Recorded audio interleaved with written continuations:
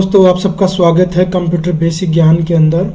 दोस्तों, आज हम बात करेंगे अब इंसर्ट टैब के बारे में, इंसर्ट मेन्यू के बारे में कि इंसर्ट मेन्यू से क्या क्या कर सकते हैं हम एमएस एक्सेल के अंदर।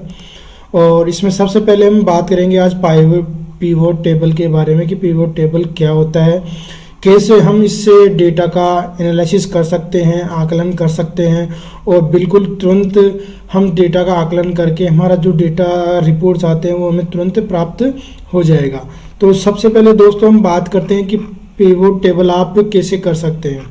तो देखो, मेरे पास जैसे ये अभी एक फूड सेल का एक डेटा है कि कैसे कैसे मेरे फूड सेल हुए हैं।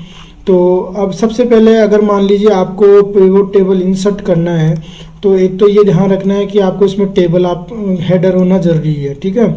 जैसे कि मेरे पास इसमें ऑर्डर डेट, सीटी, category, product, quantity, unit price और इसकी टोटल प्राइस मेरे पास अवेलेबल है, ठीक है। अब आपको जैसे पिवोट टेबल इंसर्ट करना है तो आपको इंसर्ट मेन्यू में जाना है। इंसर्ट में जाके आपको पिवोट टेबल पे क्लिक करना है, ठीक है। पिवोट टेबल पे आप जैसे क्लिक करेंगे ये आपसे जैसे डेटा सेलेक्ट करने के लिए बोलेगा। तो सबसे पहले तो आपको क्या करना है कि इसमें जो वो जितना डेटा है वो सेलेक्ट कर लेना है कि मुझे इसका पिवोट टेबल बनाना है, ठीक है।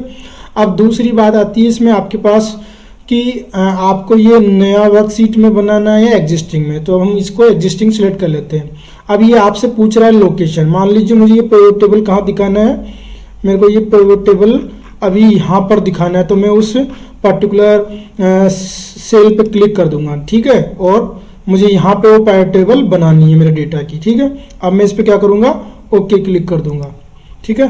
तो आप देखेंगे जैसे मैं ओके करूँगा जो सेल मैंने सेलेक्ट करी थी वहाँ पे क्या आ गया है, ये पिवोट टेबल आ गया है, ठीक है। अब इसमें पिवोट टेबल के अंदर आप देखेंगे कि जितने भी कॉलम्स आपके थे, जैसे ऑर्डर का डेट हो गया, सीटी हो गया, कैटेगरी हो गया, प्रोडक्ट हो गया, क्वांटिटी, ये सारे आपके यहाँ पे आ गए हैं, ठीक है। पिवोट टेबल फील्ड लिस्ट होती है। इसमें देखो, इसमें 4 प्रकार के फील्ड आपको दिए हुए हैं। तो फिल्टर करना, जैसे मान लीजिए आपने नॉर्मल फिल्टर करा था उसी टाइप का फिल्टर अगर आपको करना है तो आप इसमें यहाँ यूज करेंगे। कॉलम्स, जैसे कॉलम्स आपको दिखाना है तो कॉलम्स वैल्यू यहाँ इंसर्ट होएगी। रो के अंदर डेटा दिखाना है तो रो यहाँ पे आपको पुट करनी है और जो भी वैल्यूज आपको सम करना है वो सारी आप वैल्यूज वाले कॉलम के अंदर पुट करेंगे। चलो दोस्तों, अब स्टार्ट करते हैं। मान लीजिए मेरे पास ये प्रोडक्ट है और मुझे ये पता करना है कि मेरे प्रोडक्ट की क्वांटिटी कौन। सबसे पहले मान लीजिए मुझे लिस्ट किसकी चाहिए, प्रोडक्ट्स मेरे पास कौन कौन से। तो मैं सबसे पहले यहाँ पे चेक करूंगा प्रोडक्ट को। तो आप देखेंगे कि मेरे पास ये लिस्ट बन गई है, ठीक है। अब मान लीजिए मुझे ये पता करना है कि मेरे इन प्रोडक्ट्स की टोटल क्वांटिटी कितनी मेरे पास अवेलेबल है, ठीक है। तो मैं क्वांटिटी पे चेक करूंगा। अब देखेंगे आपने जैसे ही ये वैल्यूज है इसने सम करके आपको दे दिया कि आपके कैरेट इतनी अवेलेबल हैं, आपके इतनी सेल हुई है, आपके पास बनाना इतने सेल हुए हैं आपके पास, ठीक है। तो ये अगर आप मान लीजिए वैल्यूज आप इसमें नहीं देंगे, इधर देंगे तो आप देखेंगे अजीब सा डेटा आपके पास आ जाएगा। तो आपको ये ध्यान रखना है कि जिन भी वैल्यूज का सम करना है वो आपके पास वैल्यूज में होना जरूरी है। तो हमने देखा कि आपने प्रोडक्ट और उसका क्वांटिटी चेक कर लिया है कि मेरे पास कितनी कितनी क्वांटिटी में मेरे पास सेल हुई है प्रोडक्ट्स की, ठीक है।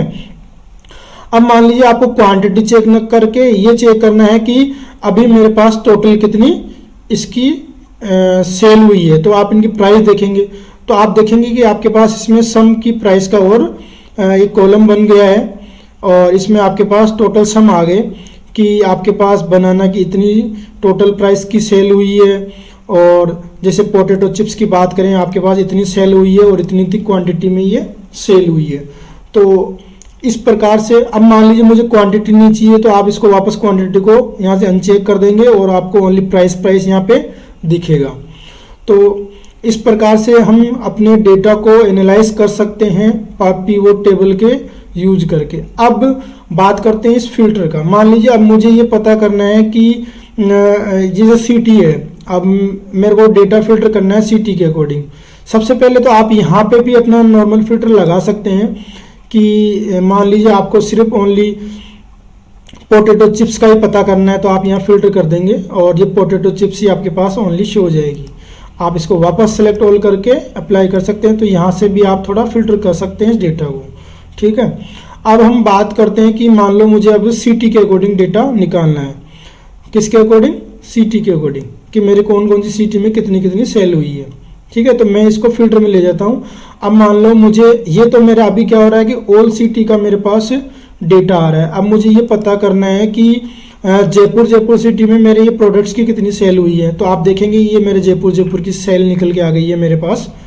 और मान लो आपको इसमें भी ये चाहिए कि मुझे पोटैटो चिप्स जयपुर में मेरी कितनी है, ये सारी इसमें आ गई है आपके, ठीक है।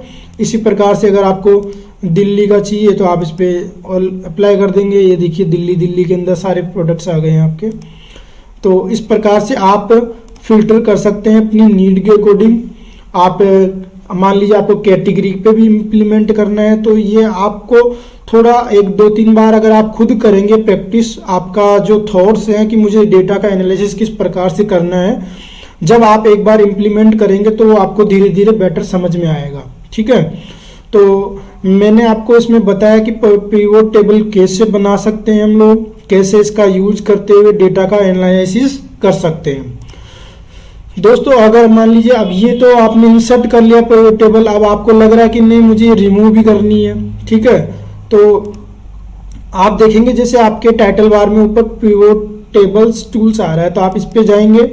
यहाँ पे जाके आप इसमें सेलेक्ट में जाएंगे और एंटायर पिवोट टेबल सेलेक्ट कर लेंगे। और आपको कुछ करना क्या है, आपके कीबोर्ड में से डिलीट इंसर्ट कर देना है, तो आपका पिवोट टेबल रिमूव हो जाएगा। तो दोस्तों इस वीडियो में मैंने आपको बताया कि कैसे आप MS एक्सेल के अंदर इंसर्ट के अंदर सबसे पहला जो ऑप्शन आ रहा है पिवोट टेबल, वो हम बनाना आज हमने इसमें सीखा है। मैं आपको आने वाले वीडियोस में इंसर्ट के अंदर और भी जो ऑप्शंस हैं उनके बारे में बताऊंगा। आप मेरे इस वीडियो को लाइक करें, शेयर करना ना भूलें और मेरे चैनल को जरूर सब्सक्राइब करें ताकि आपको अपकमिंग वीडियो के बारे में इंफॉर्मेशन मिलती रहे। मैं आपसे फिर मिलूंगा। नमस्कार, धन्यवाद।